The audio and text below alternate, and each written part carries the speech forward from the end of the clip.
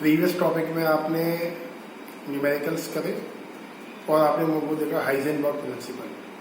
Heisenberg principal बहुत important है और उससे रिलेटेड जो न्यूमेरिकल्स मैंने कराए वो करके जाइएगा, वो 100% आने वाले हैं। आज हम पढ़ेंगे एटम का क्वांटम मैकेनिकल मॉडल। ये मॉडल क्वांटम फिजिक्स के ऊपर बेस्ड है एंड हाईली एडवांस मॉडल है। तो मेरे ध्यान से देखिए, मैं एक पॉइंट आपको बता रहा हूँ। ये जो मॉडल दिया है आपका क्वांटम मैकेनिकल मॉडल, ये मॉडल दिया है आपका हाइजेनबर्ग एंड श्रोडिंगर ने। ये दो साइंटिस्ट नाम ध्यान रखिए, हाइजेनबर्ग एंड श्रोडिंगर। इन दोनों ने बोला अगर आपको किसी एटम को एक्सप्लेन करना है तो आप ये इक्वेशन सॉल्व करिए। H side and E side, ये जो वर्ड है त्रिशूल जैसा, इसको बोलते हैं PSI साइड। पी साइलेंट है तो एच साई और ई साई। एच कांस्टेंट है जिसको बोलते हैं हैमिल्टोनियन ऑपरेटर, और साई है इलेक्ट्रॉन वेव का एम्पलीट्यूड। सुन लीजिए वर्ड, साई क्या है? Amplitude of electron wave. ई है आपके पूरे एटम की एनर्जी। तो उसने बोला, हाइजेनबर्ग ने, अगर आपको एटम को पूरा डिटेल से समझना है, इंटरनली कितने प्रोटॉन है, कितने न्यूट्रॉन है, आपके एटम में इलेक्ट्रॉन्स कहाँ रेंज है, के शेल में है, एल में है, ओ में है, पी में है, कहाँ है, मतलब अगर आपको एटम की पूरी डिटेल बतानी है तो सारी डिटेल इस इक्वेशन में इन्वॉल्व है। तो ये पॉइंट नंबर 1 कि if you want to explain atom completely then solve the equation H psi equal E psi। आपके एनसीईआरटी में केवल ये इक्वेशन मेंशन है, ये प्रदीप वगैरह में मेंशन, तो दोनों बता रहा हूँ मैं। अगर हम इस इक्वेशन को ओपन करें, इसका डेरिवेशन सिलेबस में नहीं है, डेरिवेशन MSc या IIT एडवांस के लेवल में भी नहीं है, मतलब बहुत अपर लेवल की चीज़ है। तो आप ये फॉर्मूला डायरेक्ट देखना है, आप एनसीईआरटी में यही मेंशन है, ये फॉर्मूला एनसीईआरटी में मेंशन नहीं है, मैं समझा रहा हूँ। इसको आप ओपन करोगे तो ओपन करने में आएगा D square psi upon D X square, D square psi upon D Y square, D square psi upon D Z square plus 8 pi square M upon H E minus B psi equal 0। मतलब क्या है? ये D X square, Y square, Z square, ये तीन चीजें बताती हैं कि आपका इलेक्ट्रॉन कौन से एक्सिस पर प्रेजेंट है। अगर आपका इलेक्ट्रॉन एक्स एक्सिस पर है तो ये टर्म इंपॉर्टेंट है। If electron present on Y axis तो ये टर्म इंपॉर्टेंट है। अगर इलेक्ट्रॉन जेड एक्सिस पर प्रेजेंट है तो ये टर्म इंपॉर्टेंट है। सही है? तो ये जो टर्म है इलेक्ट्रॉन के 3D स्पेस में मिलने की प्रोबेबिलिटी को बताती है। 8 pi square M H E minus B जो टर्म है, ये टर्म इस एनर्जी को रिजॉल्व करती है पूरा टर्म, एंड इक्वल टू 0। मतलब ये पूरी क्वेश्चन इसका एक्सपेंशन फॉर्म है। आप चाहे तो करें, आप चाहे तो ना करें। एनसीईआरटी में ये क्वेश्चन मेंशन नहीं है, तो मैं इसको हटा रहा हूँ, इतना ज्यादा खास कुछ है। देखिए पॉइंट नंबर 2 देखिए, पॉइंट नंबर 2 बोलता है energy of electron is quantized. Lecture number 1 देखिए या सेकंड लेक्चर में होगा, आपने पढ़ा प्लैंक क्वांटम थ्योरी पढ़ाया था ना मैंने, पार्टिकल नेचर ऑफ इलेक्ट्रॉन, कि आपका जब वेव फ्लो होता है तो वेव किस फॉर्म में फ्लो होता है? छोटे छोटे पार्टिकल के फॉर्म में फ्लो होता है, जो क्या बोलते हैं कि इलेक्ट्रॉन का नेचर पार्टिकल के जैसा है।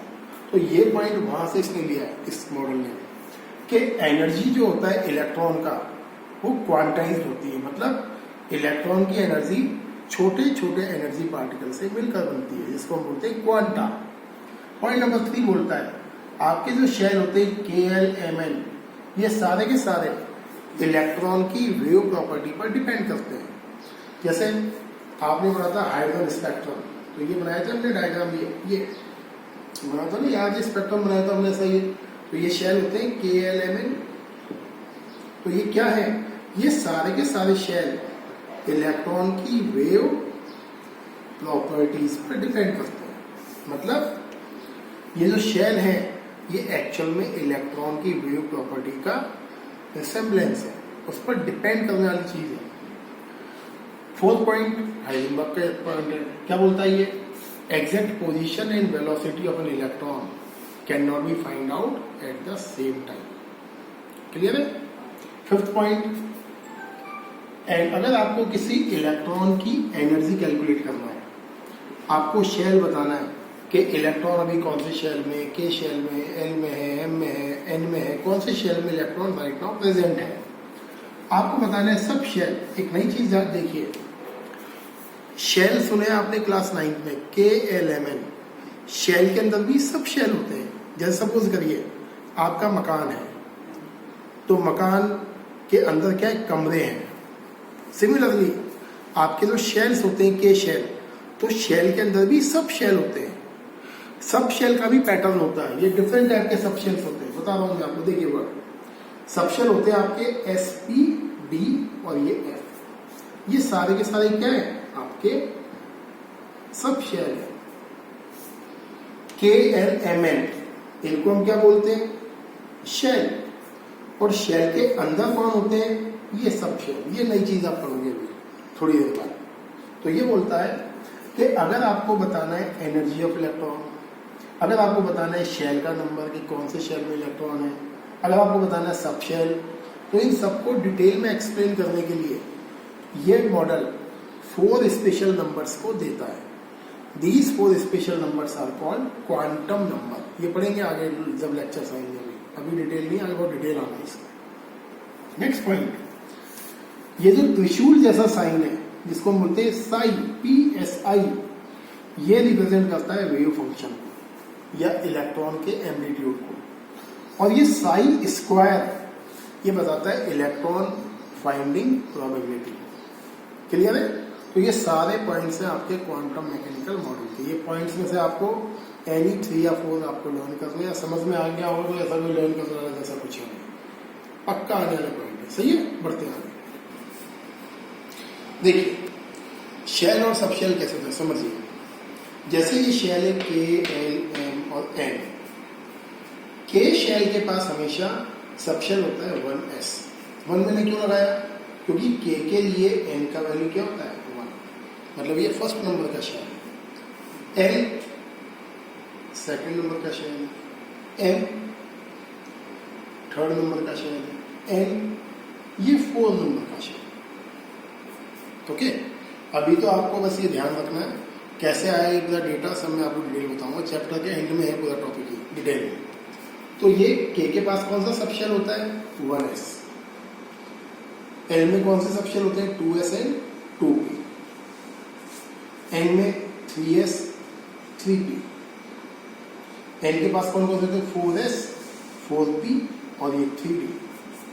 तो ये सब शेल इस तरीके से होते हैं। दूसरी चीज, जैसे आपके एटम में ये के शेल, ये एल और ये एम, ये के, एल और ये एम। अब आपका इलेक्ट्रॉन कहाँ है? इलेक्ट्रॉन यहाँ भी हो सकता है, यहाँ भी हो सकता है, यहाँ भी हो सकता है, यहाँ भी हो सकता है, कहीं भी इलेक्ट्रॉन हो सकता है। ऐसा थोड़ी है कि ये जो इतना बड़ा शेल है इस पूरे में इलेक्ट्रॉन है, तो इलेक्ट्रॉन तो कहीं भी हो सकता है, यहाँ यहाँ यहाँ कहीं भी हो सकता है। तो हम करते क्या है, हम निकालते हैं साई स्क्वायर की वैल्यू। ये हमने साई स्क्वायर की वैल्यू निकाली इस पॉइंट पर, हमने निकाली इस पॉइंट पर, अलग अलग पॉइंट पर निकालते हैं इस वैल्यू को। क्लियर? जिस पॉइंट पर साई स्क्वायर की वैल्यू आपको मैक्सिमम ऑब्टेन होती है, मतलब जिस पॉइंट पर साई स्क्वायर का वैल्यू आपको सबसे ज्यादा अपीयर हो, मतलब आपका इलेक्ट्रॉन उसी पॉइंट पर प्रेजेंट है। मतलब के शेल में इलेक्ट्रॉन तो है, बट के शेल में है कहाँ, किस जगह है? तो सारे के शेल में हम क्या करते हैं, इस साई स्क्वायर की वैल्यू को लगा के निकालते हैं, कैलकुलेट करते हैं। और जिस पॉइंट पर ये वैल्यू मैक्सिमम आ जाती है, मतलब आपका इलेक्ट्रॉन उस पॉइंट पर प्रेजेंट है। दूसरी चीज, जिस पॉइंट पर इलेक्ट्रॉन की वैल्यू मैक्सिमम होती है मिलने की प्रोबेबिलिटी, उस पॉइंट को हम बोलते हैं ऑर्बिटल। सुन लो, नई नई चीजें बिल्कुल। अब एक और चीज है, ये क्या हुआ, शेल, ये क्या हुए सब शेल, इसके अंदर भी होता है आपका ऑर्बिटल। तो एटम में इलेक्ट्रॉन मिलता कहाँ है, शेल में, शेल के अंदर कहाँ, सब शेल में, सब शेल के अंदर कहाँ, ऑर्बिटल में। ओके, तो ध्यान रखना, बढ़ते आगे। देखिए आपसे अगर किसी ने पूछा, आप 10th में थे तो आपसे पूछता था कोई, where the electron present in an atom, तो आप क्या बोलते, electron revolve around of nucleus in a shell. But if you are in class 11 तो अब इससे काम चलने वाला नहीं है, अब आपको डिटेल आना चाहिए। तो देखिए इलेक्ट्रॉन का एड्रेस क्या है, कहाँ होता है इलेक्ट्रॉन, तो समझिए एटम के अंदर कौन है, शेल, शेल के अंदर कौन है, सब शेल, और सब शेल के भी अंदर कौन है, ऑर्बिटल। तो इलेक्ट्रॉन कहाँ मिलेगा आपको, इलेक्ट्रॉन मिलेगा ऑर्बिटल। ओके, ऑर्बिटल किसको बोलते हैं, जहां इलेक्ट्रॉन के मिलने की प्रोबेबिलिटी मैक्सिमम है। ये साइज स्क्वायर किस चीज को बताता है, इलेक्ट्रॉन फाइंडिंग प्रोबेबिलिटी, इलेक्ट्रॉन के मिलने का चांस। एटम में जिस जगह electron finding probability size square की वैल्यू मैक्सिमम होती है, इलेक्ट्रॉन उसी जगह आपको मिलेगा, और उस प्लेस को हम क्या बोलते हैं, ऑर्बिटल। ये जो ऑर्बिटल और सबशेल वर्ड है, ये क्वांटम मैकेनिकल मॉडल के न्यू वर्ड्स है जो एटम में उसने इंट्रोड्यूस करे। क्लियर है, ध्यान रखना। शेल वेल तो आप जानते हो, केएलएमएन होता है, ओपी क्यूआरएसपी, ये सब पता है आपको। बट 11th-12th में आप क्या पढ़ोगे, सबशेल एंड ऑर्बिटल। क्लियर, बढ़ते आगे। देखिए ऑर्बिटल एक्चुअल में डिफाइन कैसे करोगे, तो डेफिनेशन क्या है, place in an atom where electron finding probability is maximum. देखिए तो ऑर्बिटल का डेफिनेशन एक बार और सुन लीजिए, place in an atom where electron finding probability is maximum is called orbital. Orbit वगैरह को भूल जाइए, केएलएमएन को, केएलएमएन आपके कहीं काम नहीं आने वाला है 11th-12th में, वो जमाना गया केएलएमएन का। केएलएमएन को हम क्या बोलते हैं, ऑर्बिट। नया जमाना किस चीज का है, ऑर्बिटल का। देखिए ये डिफरेंस देखिए, ऑर्बिट एंड ऑर्बिटल में क्या डिफरेंस है। ये पुराने टाइम का कॉन्सेप्ट ऑर्बिट से ऊपर से ना केएलएमएन, और ये बिल्कुल लेटेस्ट ऑर्बिटल, किसके अकॉर्डिंग है, ये क्वांटम मैकेनिकल मॉडल के अकॉर्डिंग। देखिए डिफरेंस नंबर 1, ऑर्बिट सर्कुलर होती है, पढ़ा हुआ है आपने, electron revolve in a circular path, पुरानी कॉन्सेप्ट है वो, रॉन्ग। अभी क्या बोलता है, orbital is a place where electron finding probability is maximum. इसका कोई शेप नहीं है, सर्कुलर नहीं है, मतलब जहां इलेक्ट्रॉन मिलने की पॉसिबिलिटी सबसे हाईएस्ट है वो क्या है, ऑर्बिटल में। पॉइंट नंबर 2, ऑर्बिट में जो इलेक्ट्रॉन्स होते हैं वो शो करते हैं प्लेनर मोशन, मतलब 2 डायमेंशनल मोशन। मतलब एटम के अराउंड, एटम के में पुराने कॉन्सेप्ट के अकॉर्डिंग इलेक्ट्रॉन ऐसे घूमता है, प्लेनर मोशन। ये पुराने जमाने का। नया क्या बोलता है, according to new concept electron show 3 dimensional motion in orbital. Orbital में अगर इलेक्ट्रॉन प्रेजेंट है तो कैसे मूव करेगा, 3D मोशन मूव करेगा, कभी ऐसे कभी ऐसे, और कंटिन्यूस चेंज करेगा अपने लोकेशन को, इस तरीके से। ये मैं बताऊंगा, ये डायग्राम देखिए, ये इस तरीके से कंटिन्यूस अपने पाथ को चेंज करेगा इलेक्ट्रॉन। ये 3 डायमेंशनल मोशन इलेक्ट्रॉन का। थर्ड पॉइंट देखिए, in an orbit, 9th class में पढ़ाया आपने, maximum electron present 2n²। n क्या है, ऑर्बिट का नंबर। जैसे आपके पास l शेल है, l के लिए n का वैल्यू क्या होता है, 2। सेकेंड नंबर का शेल है, फॉर्मूला लगाओगे 2 × n का स्क्वायर, तो 2 × 2 का स्क्वायर इक्वल 8 इलेक्ट्रॉन। पढ़ा ना आपने, केएलएमएन, के पास 2 इलेक्ट्रॉन्स होते हैं, l के पास 8 होते हैं, फिर 18 ऐसे करके जाते हैं। और यहाँ देखिए जो नया कॉन्सेप्ट है वो क्या बोलता है, in an orbital maximum 2 electron present. एक ऑर्बिटल में टोटल 2 इलेक्ट्रॉन ही प्रेजेंट होते हैं। अब वो 8, 10, 15, 16 भूल जाओ, टोटल 2 इलेक्ट्रॉन प्रेजेंट इन 1 ऑर्बिटल।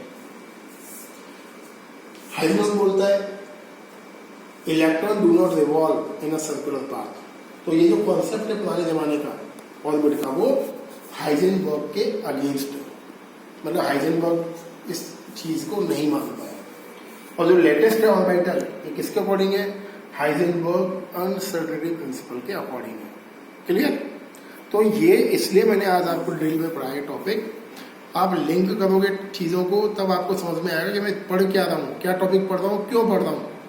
केमिस्ट्री में थियोरी बहुत है और थियोरी ही इंपॉर्टेंट है, न्यूमेरिकल वगैरह इतना इंपॉर्टेंट नहीं है।